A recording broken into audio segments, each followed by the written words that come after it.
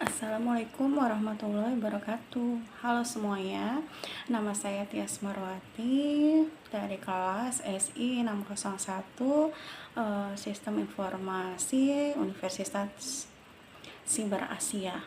Dalam video ini saya akan menjelaskan topik dari sesi 9, yaitu tentang arsitektur dan komponen data warehouse. Yuk kita mulai.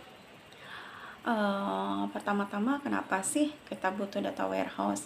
Dalam dunia bisnis modern, setiap keputusan harus berdasarkan data.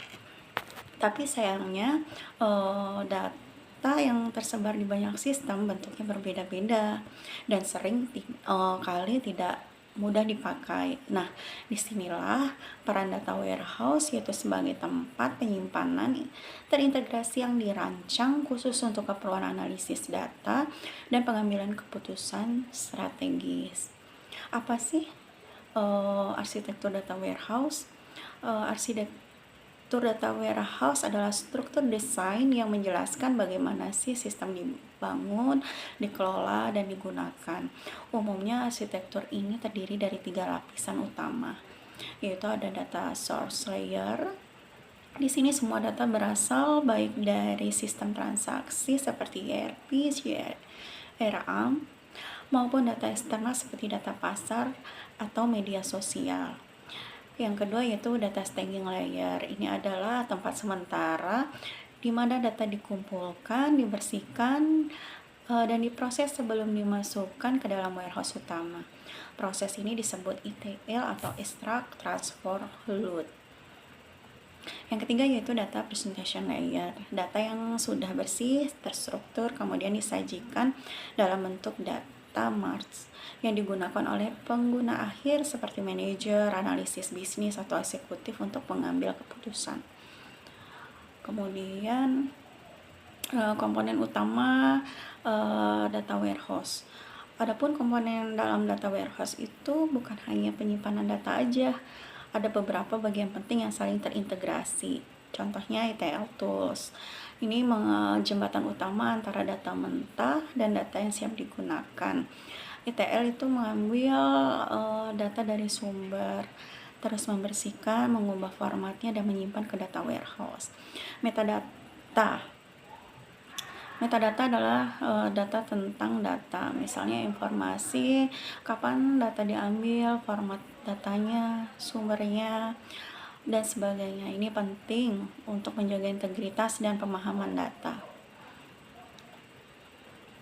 Adapun data mart merupakan versi kecil dari data warehouse yang hanya fokus pada satu departemen atau fungsi tertentu, misalnya pemasaran atau keuangan. Kemudian ada OLAP engine, yaitu komponen ini kemungkinan pengguna untuk melakukan analisis multimedia, misalnya melihat penjualan berdasarkan waktu, wilayah, atau produk. Kemudian ada query tools dan reporting. Ini adalah antarmuka atau alat bantu pengguna seperti dashboard, visualisasi data, atau laporan-laporan khusus.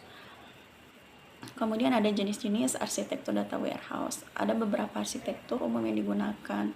Contohnya seperti basic arsitektur, model sederhana dengan satu warehouse, pusat dan proses ETL langsung dari sumber data. Kemudian ada data mart bus arsitektur, di mana model ini menggunakan data mart yang saling terhubung dengan bus arsitektur untuk mendukung konsistensi data. Yang kedua yaitu hub dan spoke arsitektur. Ada warehouse pusat dan masing-masing departemen punya data mart sendiri atau spoke. Kemudian ada federat arsitektur, di mana cocok untuk perusahaan besar yang sudah punya beberapa warehouse terpisah lalu dikonsolidasikan secara virtual. Contoh nyata penggunaan, misalnya perusahaan e-commerce seperti Tokopedia atau Shopee menggunakan data warehouse untuk menganalisis perilaku pelanggan, tren penjualan harian, dan efektivitas promosi. Dengan adanya data warehouse, mereka bisa tahu nih produk mana yang paling laku dan dari kota mana yang paling aktif, bahkan bisa prediksi nih kapan waktu terbaik untuk mendapatkan diskon. Jadi kesimpulannya, data warehouse ini sangat penting dalam mendukung pengambilan keputusan yang cepat, tepat, dan berbasis data. Dengan arsitektur yang tepat dan komponen yang saling terintegrasi, perusahaan bisa mendapatkan wawasan yang bernilai tinggi dari datanya. Terima kasih sudah menonton video ini. Semoga penjelasan arsitektur dan komponen data warehouse bermanfaat untuk kalian semua. Jangan lupa untuk terus belajar dan bereksplorasi teknologi data lainnya. Wassalamualaikum warahmatullahi wabarakatuh. Sampai jumpa.